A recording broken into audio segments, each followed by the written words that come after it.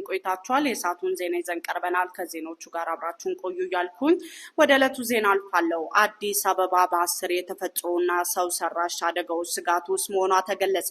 በአዲስ አበባ እሳትና አደጋ ስጋት ስራ አመራር ኮሚሽን እና በኮተቤ ዩኒቨርሲቲ የተጠና ጥናት እንደሚያሳየው መዲናይቱ ለጎርፍ፣ ለመሬት መንሸራተት፣ ለህንፃ መደርመስና ለእሳት አደጋዎች ጨምሮ ለ10 ያለ የተፈጥሮና ሰው ሰራሽ አደጋዎች ተጋላጭ መሆኗ ተረጋግጧል። በከተማዋ በድምሩ 238 አካባቢዎች ለጎርፍና ለመሬት መንሸራተት ስጋት የተጋለጡ ሲሆን ከነዚህ ውስጥ 98ቱ አስቸኳይ የቀድሞ መከላከል ስራ እንዲሰራባቸው ለባለድርሻ አካላት ተላልፏል።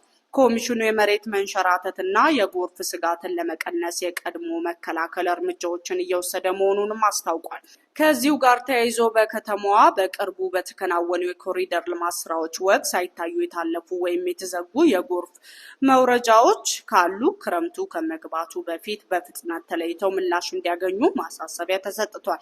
መጪውን የክረምት ወቅት ተከትሎ በከተማዋ ጎርፍ ቢያጋጥም ክፍለ ከተሞች ሙሉ ተጠያቂ እንደሚሆኑ የከተማ አስተዳደሩ ያስጠነቀቀ ሲሆን የአዲስ አበባ እሳትና አደጋ ስጋት አመራር ኮሚሽን የ2018 በጀት ዓመት የስራ አፈጻጸም ሪፖርቱን ያደረገው ስብሰባ ላይ ይፋ አድርጓል።